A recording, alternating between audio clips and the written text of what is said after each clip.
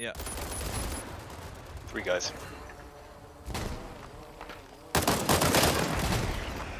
Oh, mono.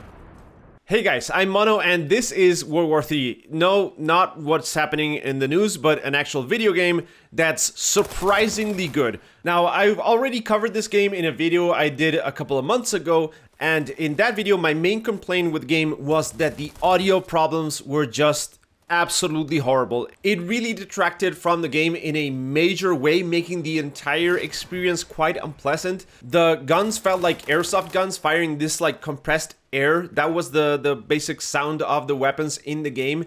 And especially inside vehicles, everything felt muted, like no audio coming in from the outside world, no audio from the tracks or the movement, except when you bumped into something. The weapons felt like the audio was cutting off.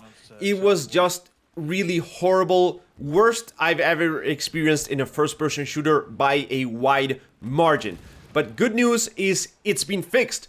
There's a massive list of audio fixes in the last patch, which I'm not 100% sure, but basically it seems like every weapon has had their audio tweaked or changed, and there's been changes to the overall soundscape and audio behavior of the game, and it's now actually good. You know, it's playable. I wouldn't call it like the best audio ever. I wouldn't say this is on par of like a Battlefield game, for example, which are renowned for their audio, but check it out.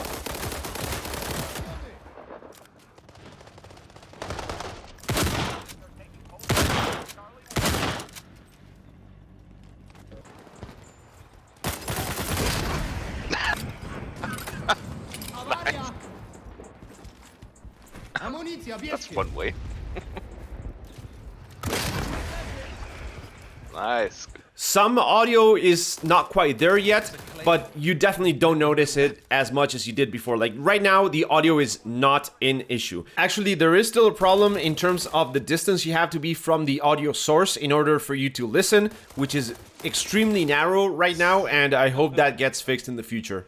And I think this might become my go-to game aside from Hell Let Loose. Like, I love Hell Let Loose, but you know, the rounds in Hell Let Loose last for like an hour and a half, and you don't always want an hour and a half of gameplay for a single match, right? You want something a bit shorter to play in a few bursts, and this is, I think, gonna fill that role quite well.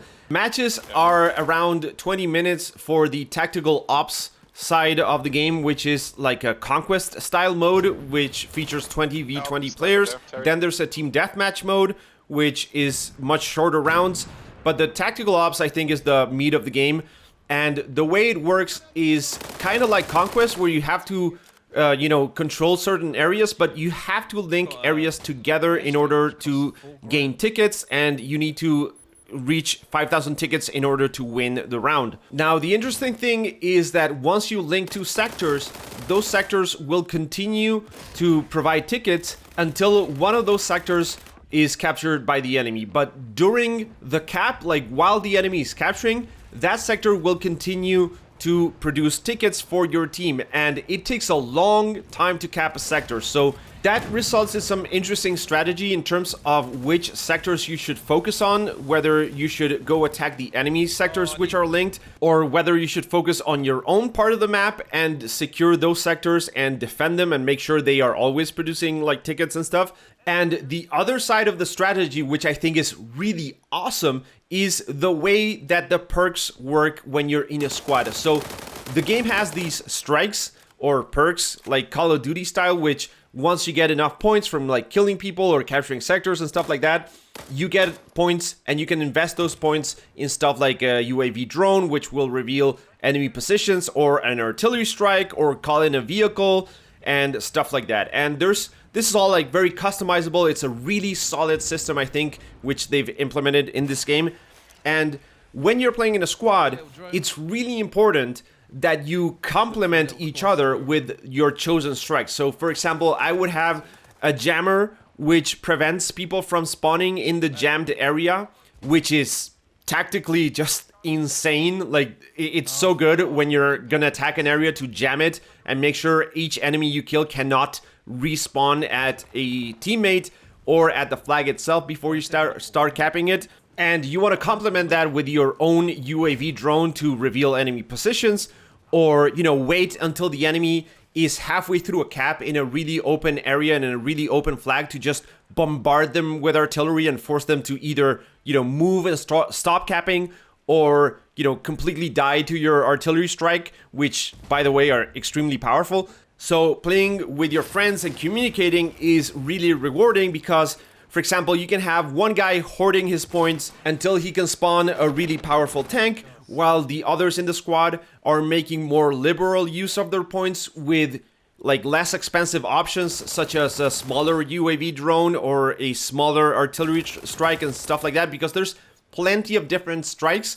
Some of them will be like anti-tank artillery, some of them will be anti-infantry artillery. UAV drones will vary in size of the area that they reveal the enemies in and the duration. And if you add to that the whole like class system that the game has, where you can go assault, anti-tank, support and stuff like that, which is very much inspired in Battlefield, and the weapon customization and loadout customization, where you can have, for example, you can choose between AT mines or maybe C4 or concussion grenades and stuff like that. It really becomes a major role in the tactics that you can implement as a squad, and the way you balance your loadouts between you and your buddies becomes really important. And that is, I think, one of the best aspects to the game, one of the most interesting, at least for me, and the most rewarding to get right. The gunplay is really good. There is this like Battlefield-esque trade-off for some weapons, like for example, the AT class has SMGs, and you know, the SMGs feel like those Battlefield SMGs where they're not as good as the assault rifles, even though they kind of should be because they're, you know, deadly weapons anyway. So the gunplay has this weird combination of, on one side, being kind of hardcore-ish, because movement really does affect your recoil and your spread. So, you know, playing more tactically is recommended. But on the other side, it also feels kind of like Battlefield, where some weapons feel like you have to land way too many shots for someone to go down. So it's kind of this weird combination. Overall, I enjoy it, but I wish the gunplay felt a bit tighter. Weapons feel kind of loose to me. I think that might have to do with the animations, with the way the gun moves around when you're shooting it, or something. I can't really nail it down, but something like Hella Loose or even Battlefield 5 feels better to me in a way than this does. That's not to say it's bad, and as I mentioned in the previous video, I think the map design is actually very cool.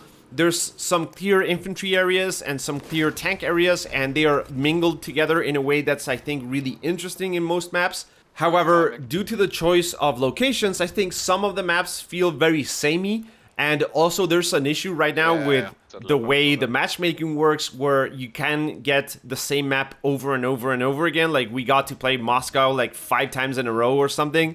But speaking of which, this game right now is in closed beta, and you can buy yourself the closed beta by buying like a supporter pack. But I would not recommend you doing that, because this will launch as a free-to-play game sometime in March. They haven't really, you know, nailed down a release date, which leads me to believe that we will see some sort of delay, maybe to April or May. But right now the game is really solid, and I would actually recommend it to pretty much everyone that likes games like Battlefield or Call of Duty or Hella Loose or any of that. Basically, if you like first-person shooters, then this is definitely a game you should check out once it releases in open beta. Let me know what you think down in the comment section, and as always, thank you for watching, and I hope I will catch you in the next one.